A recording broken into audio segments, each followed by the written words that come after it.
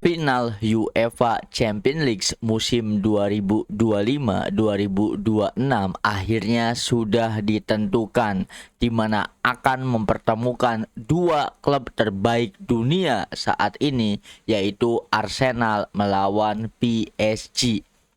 Akan kita bahas dimulai dari pertandingan antara Bayern Munchen dan juga PSG di leg kedua semalam.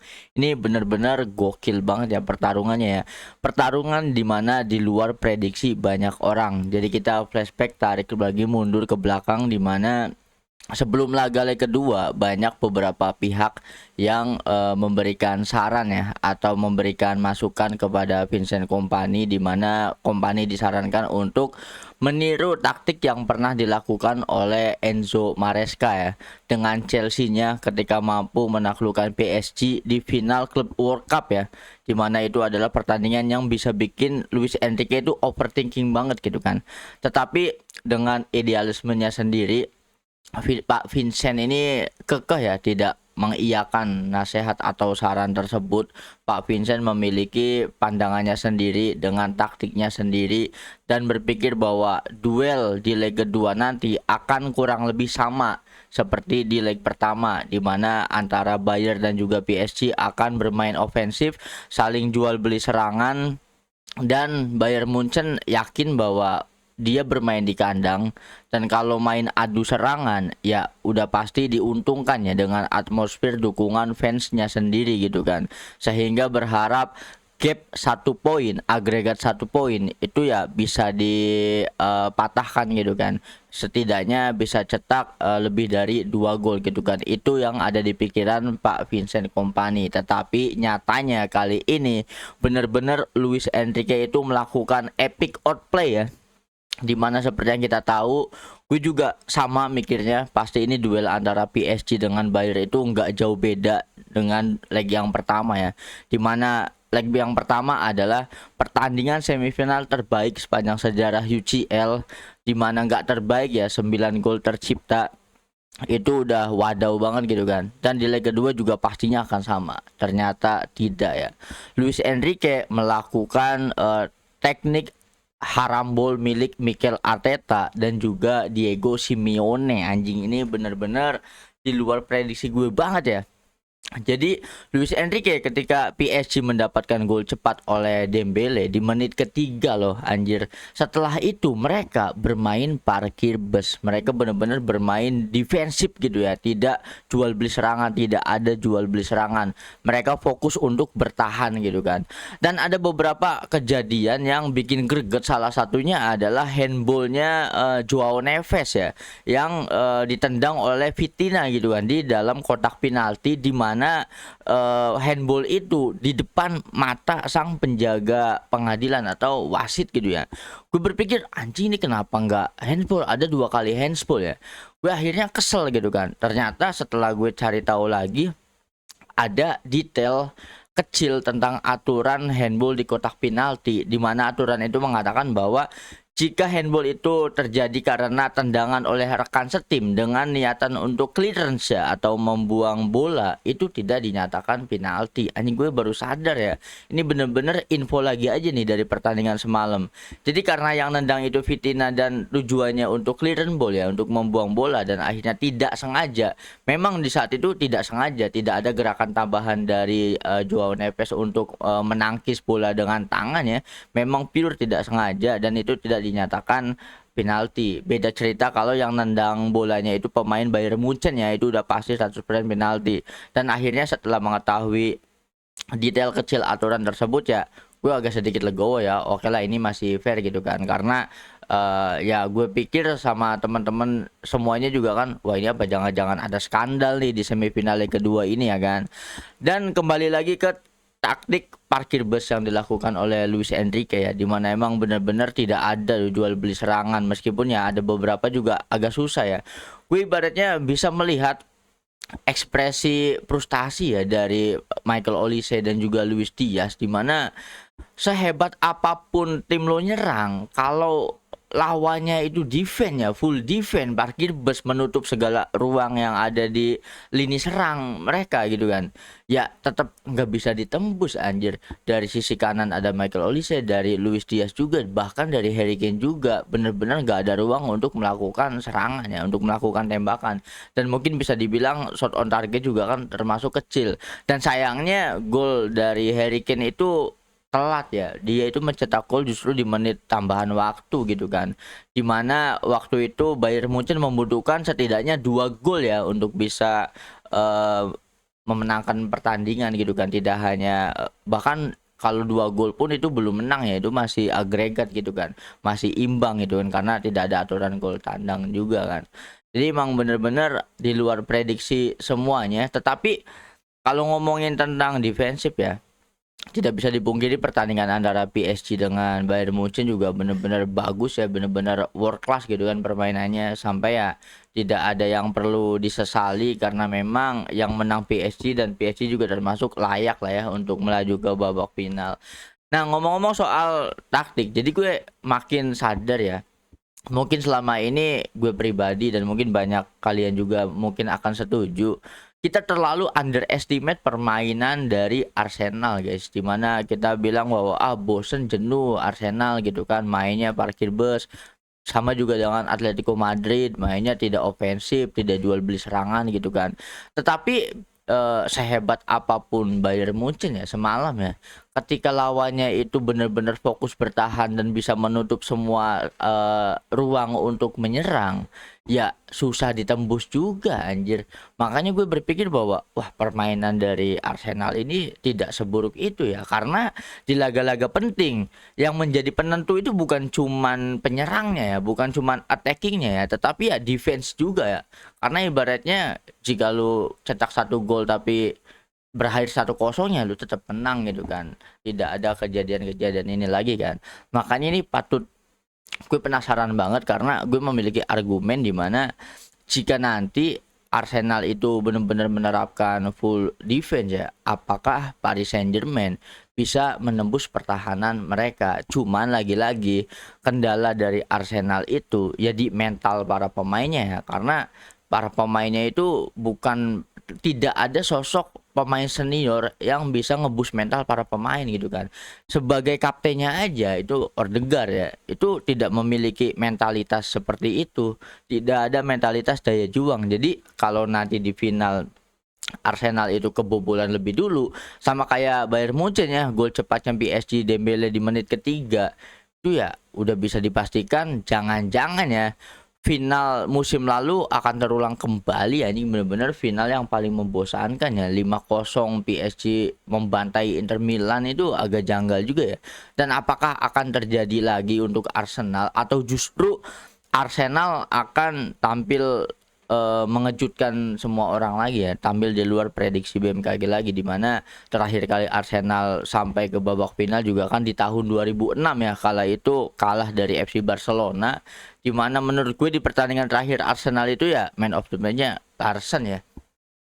Dan akhirnya setelah 10 bahkan 20 tahun lamanya Arsenal berhasil kembali comeback ke pentas tertinggi final UCL, dan kali ini akan menghadapi PSG, di mana tidak diragukan lagi ya Paris Saint-Germain-nya Luis Enrique itu klub terbaik kalau menurut gue ya untuk saat ini ya. Bahkan jika nanti bisa menang trofi UCL, bisa back to back 2 musim berturut-turut, akan ada kemungkinan ya bisa menyamai rekornya Real Madrid ya, back to back 3 kali trofi gitu kan, tripit UCL, itu siapa lagi yang mampu kalau bukan Madrid kan. Dan ngomong-ngomong soal itu ya, ini bener-bener musim ini tuh sangat banyak sekali kejutan. UCL juga sangat menarik, bahkan dari pertandingan pertama sampai nanti akan ke final gitu kan. Ibaratnya lagi dan lagi Luis Enrique ini membuktikan ya bahwa Paris Saint-Germain tanpa Kylian Mbappe itu bisa mendominasi Eropa, hanya mendominasi dunia, dan kejadian sebaliknya terjadi di Real Madrid ketika merekrut Kylian Mbappe ya. Sehingga mungkin banyak sekali klip-klip yang tentang, nah ini yang paling penting juga nih akan gue bahas mumpung gue inget ya. Jadi dulu ada cuplikan kan yang Luis Enrique itu memberikan penjelasan kepada Kylian Mbappe di mana di arena latihan atau di sarana latihannya PSG itu kan memiliki kayak mini bioskop gitu ya. Ada layar besar gitu kan. Di mana di cuplikan itu juga kan Luis Enrique sedang ngomong ke Kylian Mbappe di mana di layarnya itu ada posisi PSG sedang diserang dan Mbappe tidak melakukan pressing gitu kan. Dan kata-kata yang paling gue ingat adalah ini kalau di translate-nya, si Enrique ini bener-bener marah ke Mbappe sampai nunjuk-nunjuk mukanya dan berkata bahwa gue dengar lu tuh ngefan banget sama Michael Jordan. Perlu lu ingat Michael Jordan itu pemain yang defense-nya gila-gilaan, mati-matian ngedefend gitu kan. Ibaratnya sehebat apapun pemain, meskipun dia sebagai posisi penyerang, tetapi ya dia harus memiliki kemampuan defense karena itulah cara memenangkan sebuah pertandingan gitu kan.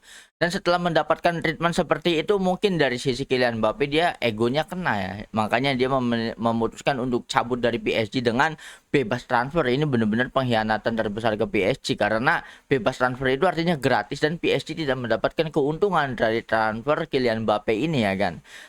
Sehingga ya terjadi sekarang Mbappe itu dikritik jadi ada sebuah data analisis pemain termalas yang melakukan pressure di mana Lionel Messi dan juga Lionel Messi nomor satu malah Lionel Messi nomor satu ada Cristiano Ronaldo kalau nggak salah di nomor 4 ya kalau nggak salah ya itu pemain yang paling malas melakukan pressing ya karena memang Lionel Messi dan Cristiano Ronaldo udah tua anjing dia tugasnya ya di lini serang aja gitu kan. Dan lu tahu nggak, di usianya yang masih 28 tahun, Kylian Mbappe itu termasuk pemain paling malas untuk pressing di posisi atau urutan ke-6. Ini bener-bener kocak banget ya. Dan ngomong lagi tentang statementnya Luis Enrique tentang defense ya. Seperti yang kita tahu flashback di leg pertama ketika Dembele mendapatkan man of the match pertandingan kan ditanya, "Kenapa sih lu pressingnya gila-gilaan banget gitu kan?" Dia ditanya sama Thierry Henry kan. Jawaban Dembele adalah ya kalau gue nggak melakukan pressingnya gue dicadangin dong sama Pak Luis kan ibaratnya kan. Dan itu juga terbukti sama pertandingan semalam pressingnya itu gila-gilaan ya. Pressing dari pemain PSG itu benar-benar gilaan. Sampai gue di pertandingan leg kedua semalam itu lebih banyak melihat Kvaratskhelia nge-tackle anjing daripada ngedribbling gitu kan. Itu saking emang bener-bener bahkan pemain penyerang pun defensifnya bagus banget ya. Dan ada lagi ini cuplikan video tentang Jurgen Klopp ya.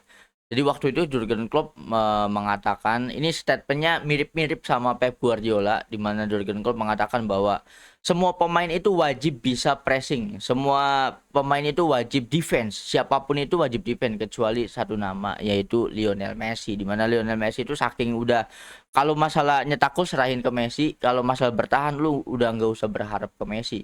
Ibaratnya itu sebuah statement yang keras mengatakan bahwa ya siapapun lu ya lu harus bisa defend gitu kan. Dan itu terbukti lagi dan lagi di musim ini. Semakin sukses PSG di UCL, semakin gosong Kylian Mbappe digoreng-goreng anjing.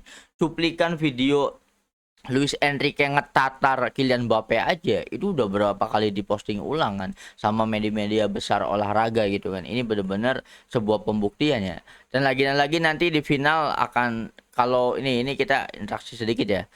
Gue sih jujur berharap kali ini Arsenal itu kan karena kalau sampai ya Arsenal itu nanti kalah ya ini jangan-jangan dari awal memang targetnya Arsenal itu unbeaten sepanjang musim di UCL karena target sesungguhnya adalah buat kalah di final nih ujung-ujungnya ya runner up lagi. Makanya gue punya temen dia fans Arsenal juga ya, kita juga membahas pertandingan ini kan gue kasih congratulationnya ke dia ya bahwa wah mantep nih ibaratnya Arsenal melaju ke final. Jawaban dari dia apa coba? Ini dilema terbesar bagi Arsenal karena akhirnya Arsenal diberi harapan baru ya, dimana setelahnya di IPL itu City terpleset ya, ditahan imbang sama Everton sehingga chance Arsenal untuk menang IPL itu kan jadi makin gede. Tetapi dikasih lagi lolos ke final UCL. Jadi ibaratnya Arsenal itu ada di posisi pilih salah satu IPL atau UCL atau tidak sama sekali. Dan jiwa runner up-nya Arsenal itu yang meronta-ronta anjing. Wah, all in dua-duanya karena kalau bisa dua kenapa harus satu gitu kan, tujuannya seperti itu. Dan sedangkan masih ada chance ya untuk Arsenal itu terpleset baik UCL maupun IPL. Jadi musim ini bisa 0 trofi itu ada kemungkinan anjing untuk Arsenal ya. Makanya ini sangat menarik banget karena seperti yang kita tahu, yang menarik dari sepak bola adalah sepak bola memiliki logikanya sendiri ya. Sama seperti kejadian waktu Portonya Jose Mourinho juara juga, juara UCL, bahkan kala itu di tahun 94 atau 96 ya, ketika Borussia Dortmund berhasil mengalahkan Juventus di final juga. Itu kan benar-benar sepak bola ya tidak bisa dihitung secara matematis ya, karena kejadian apapun bisa terjadi. Dan kali ini pertanyaannya, apakah semesta akan mendukung Arsenal di UCL? Karena sepanjang sejarahnya Arsenal itu kan belum pernah menang UCL ya.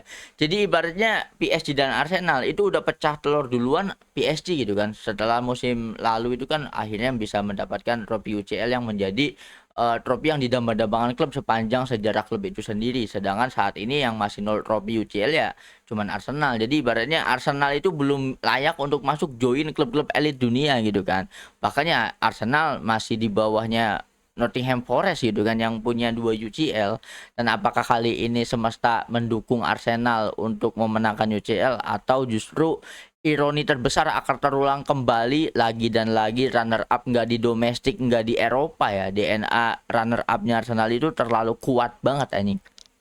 Karena si fansnya sendiri bukannya berdoa tapi malah jumawa. Itu gimana gimana semesta mau mendukung Arsenal ya kan.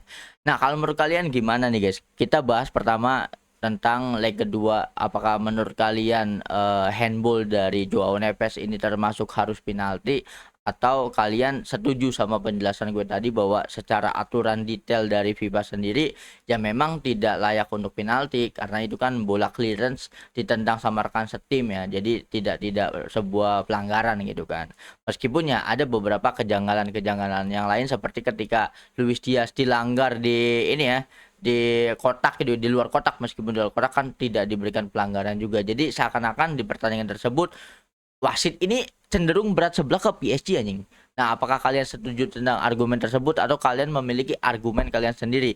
Dan yang kedua, kita sama-sama ingin prediksi kalau menurut kalian antara Arsenal melawan PSG nanti siapa yang akan keluar sebagai juara UCL musim ini, guys.